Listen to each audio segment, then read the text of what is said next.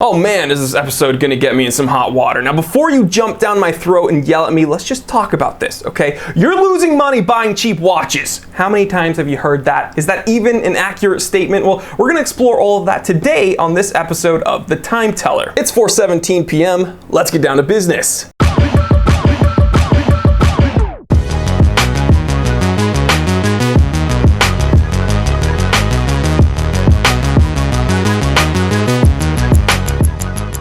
Alright, now before we get into it, I'm wearing my Rolex Explorer 2 16570 40mm slim lug, beautiful watch, technically a field watch, GMT complication, date complication, beautiful polar dial, red GMT hand, stainless steel. I love it. Let's talk about this. Cheap watches. So one of my earliest episodes ever on this channel, before I had the store, before I had the editors, before I had any real online presence, I made an episode titled Stop Buying Cheap Watches. And sometime after that, I made an episode talking about whether or not you should buy one watch worth 10 grand or 10 watches worth 1 grand each. Now those were kind of some controversial episodes, and there was some big debates in the comment section. That episode, Stop Buying Cheap Watches, I still get some really heated comments to this day, and I get it, okay? These are kind of consistent conundrums within the watch collecting community. That was almost alliteration there. Consistent conundrums, watch collecting community. Hey, this doesn't work out, I'll do headlines. I'm a copywriter. So let's first talk about cheap watches and why you're losing money with them. Okay, so when I use the word cheap, it doesn't really have to do with the price at all. And I know that's kind of confusing, but bear with me. There are watches like MVMT, plastic housed quartz watches. They just are kind of disposable. Now you can find the unbranded versions of MVMT watches on websites like AliExpress, and they go for around $5 all day long. I'm not exaggerating. That actually exists. But then MVMT, what they decided to do is take some of these watches and rebrand them with their MVMT logo, throw them on their website, and mark them up around $120. And people say, hey, I'm getting a watch for $120. That's not that bad. And in the world of luxury items, $120 doesn't seem like a huge price tag. But when you realize that every time you spend that $120 on an item like an MVMT watch, again, plastic, just crummy movement, no name movement, barely keeps time, falls apart, is disposable, you're not gonna pass that down to anyone except for a trash bin, you are throwing those $120 away each time you buy them. So yes, you are losing money every time you buy that cheap watch. Now let's talk about a watch that costs a lot less than $120 that I don't consider a cheap purchase. The G-Shock DW5600. Tons of functionality, will not break, waterproof, shock resistant, backlight, timers, alarms, does everything you'll ever need it to do and more. It's a $40 purchase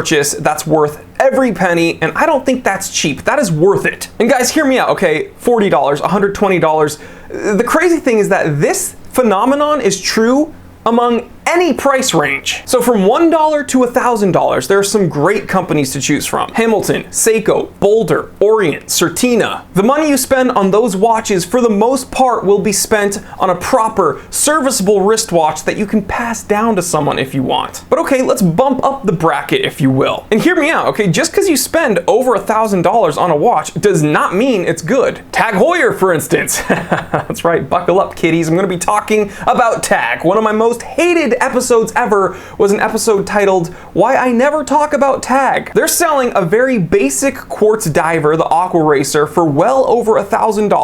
Invicta comes to mind, right, with some of their Invicta Reserve models coming in over $1,600. It's an Invicta Reserve automatic. I can't say it, just show the picture, Gato. Real quick guys, when Gato was editing this episode and he was asking me for the image of the Invicta I was referring to, the $1,600 one, we actually stumbled upon this little gem. That's right, $2,600, over $2,600 even. And notice that 1-star review. So clearly people are just thrilled with the money they're spending on these high-priced Invictas. Incredible. Good job, Invicta. It's absurd. Okay, I would never spend a penny on either of those watches. If you're looking in that price range for a real watch, look at Oris or Chris Ward or Mito. So yeah, you can spend $40 on a watch and it can be an amazing purchase and the thing will last forever. You can spend $120 on a watch and it could literally be throwing it away. You can spend $1,600 on an Invicta. I don't think I can say that without puking. $1,600 for that. Or a Tag Aqua Racer. Well, that puking in my mouth gave me a bad taste in my mouth. Or you can spend like $1,000 on a Tag. See, Tag Aqua Racer, that doesn't make me want to throw up. It's just still equally as absurd. And again, you are burning that money. It is thrown away. It is useless. So what I'm getting at is regardless of the price point, there are good purchases, there are bad purchases. That's all I have to say about buying cheap watches. When you buy those cheap watches, yes, you are losing money. So now let's go ahead and explore either saving up for a Grail or buying some affordable watches. Now first, I think it should be known that, people have different spending habits which supersede their spending ability. And of course, people have different preferences on what they want to buy, period. So should you save up for a Grail or should you buy affordable watches? I'm gonna give you my answer, but I don't think that my answer is necessarily going to be yours. I don't know if I can really answer this for anyone else. So I'm gonna give you a little example, okay? My next watch that I wanna purchase is a Rolex 1016 Explorer. The cheapest one in any sort of condition that I would want is around $14,000. But there are also watches like the Seiko King Turtle, or the Seiko Grenade as I like to call it, and the Stalker & Yale Sandy 409 to go along with my Stalker & Yale Sandy 184. And both of those watches cost less than $1,000 combined practically. So yeah, I'm most likely going to get those affordable watches that I have my eye on. And I also have the understanding that because not every one of my spare pennies is going towards my Grail, it might be pushing back the timeline that I attain that Grail. And listen guys, I'm okay with that. You have to have patience and you have to have honesty about what you really want.